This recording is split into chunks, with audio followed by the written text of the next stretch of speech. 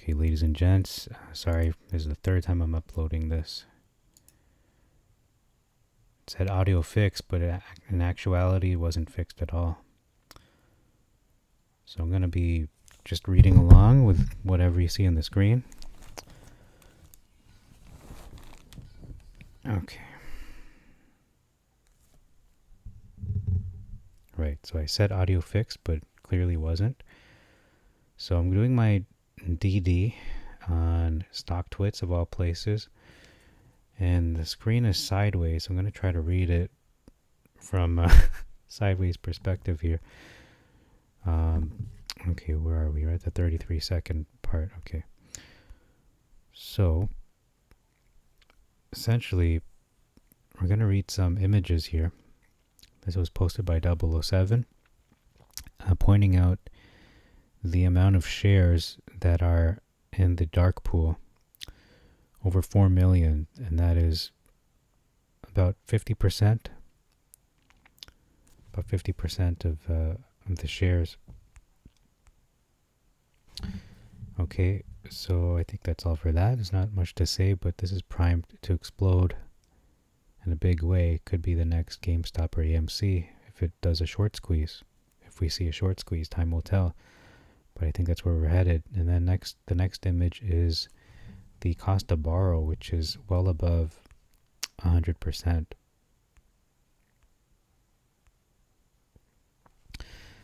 Okay, I don't think there's much else to say about that. But the cost is significant. And then the next image that he shared was the amount of shares, the short volume, I should say. So I'm pointing out the July 22nd number, which is 30 million short volume. And recently, the most recent number we have is over 40 million. So why is this significant? 47 to be specific. This is significant because what happened to the stock on the 22nd? Well, we can see in the chart, it went from $1 something, to over $2 as a result of this short volume. So we are due for at least $2, maybe $3, maybe $4, maybe $5, but I think this is primed to take off in a very big way because we're seeing a lot more interest. I mean, interest is in terms of retail investors taking interest in the stock, and a lot more volume. So this is really priming for something big, folks. Okay, and the next slide is talking about investments. So this is another one shared here, investment highlights. So of note, they are really spearheading the world's first AI-driven robotic solution in terms of providing robots to serve in the food industry. So we have AI-powered robotic solutions such as beverage preparation and serving, and food preparation and food serving. And they estimate to have over 1,000 locations, serving over 1,000 locations within 5 years, whether it's the ghost kitchens or perhaps Starbucks or McDonald's. But we see the world is moving more and more towards automation. Even at Costco, you'll see self-serve checkouts. So what more in the food service industry? We're going to see this. Unfortunately, for a lot of people, there's going to be a lot of people losing their jobs as a result. But anyway, we're not focusing on that aspect. We're just focusing on the business aspect of Richtech Robotics, and they're filling a need here. I mean, it's good and it's bad in a way. I don't want to get into too many ethical discussions about that, but there's a good and there's bad. So it's good because it frees up people to do more meaningful work, but it's bad because, again, people are going to be losing their jobs. Now, in terms of this timeline that was shared, it's pretty straightforward. I'm just going to hit some highlights here. 2016 to 2019, they developed their platform, and then 2020, they further develop the robots that are delivering supplies, such as with mechanics and so on, delivering tools. 2021 cleaning robots, so it's like Wall-E is real now. You've got these cleaning robots, and food delivery robots. So these aren't just Roombas, they're vacuuming, they're scrubbing, and so on. So a lot more advanced. And I could see this being applied in hotels and other business establishments. And then 2022, they deployed their delivery robot operation for more than 80 customers. And then the Atom robot, dual-arm collaborative robot, was commercialized and developed and serving wine, coffee, and milk tea. And then finally, 2023, they launched their own robotic boba tea. And the slide we're seeing right now on the screen, that's actually just projections. Those aren't actual numbers. Those are projected figures that have not been met yet. I found a very, very significant post. One that really stuck out in my mind. I had to go back into their history, the post history. I had to go back 2 days to August the 7th, and this individual posts that the following you're going to see here. Actually, this is more just summarizing the different robots they have in terms of production, food production, beverage production, and serving, and then delivering various supplies, medical supplies, and heavy-duty tools, serving in restaurants, cleaning, as I mentioned.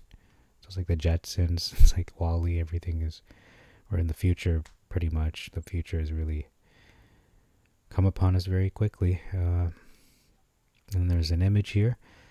There's a screenshot from a customer in a ghost kitchen at Walmart. This is an actual robot in real life that was not captured, but they took a photograph of this.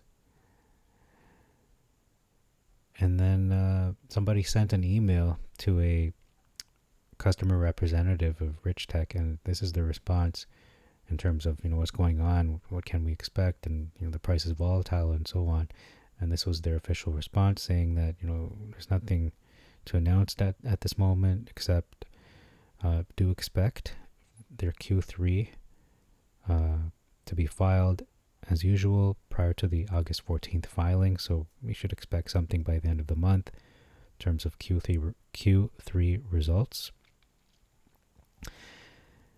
And then I think the last item we'll mention is, there's more. It says here, a unique.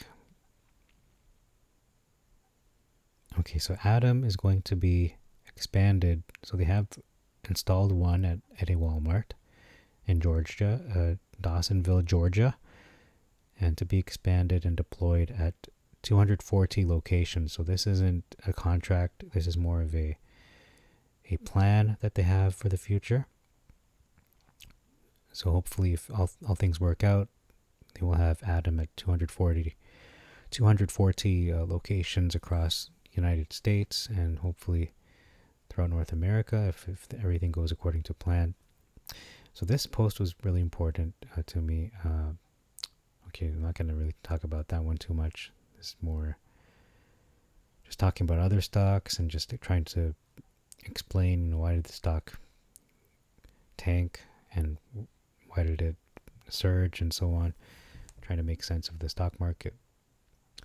But it's the next screenshot which I want to talk a little more about. So I did have to go back into their archives. And here it is.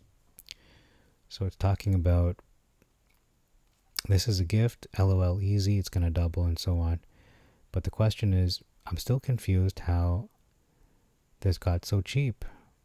Even with the offering shares, it can't be converted below $1.50. So there's no purpose in manipulating the shares, the share price even lower? So that's a really good question. Take all this with a grain of salt, but if they are correct, and again, according to the image here, it says here, I'm trying to tilt my head here, it's hard to read that. No, shares cannot be, so the question is, can shares be converted below $1.50? The answer is no, they can't be converted below, according to the terms outlined in the latter agreement dated March 14th. The conversion price is subject to a floor price of $1.50 per share. That means the conversion price, which is used to determine how many shares of Class B common stock the investor receives upon conversion of the notes, they cannot be less than $1.50. Now there's a reset feature of the conversion price where it adjusts the price for the 5 trading days prior to a specified date. It ensures that the conversion price will not exceed $6 initially. And we saw that when the IPO was initially offered for Richtech. It started at $5 and then eventually went up to $11. And then it says here it also sets a minimum floor price of $1.50. So there you go. I think that's the answer. This stock is worth at least $1.50. You can't go below that if this is correct. Again, take all of this information with a grain of salt. So that's all for this video. Thank you very much for your time, and see you in the next one.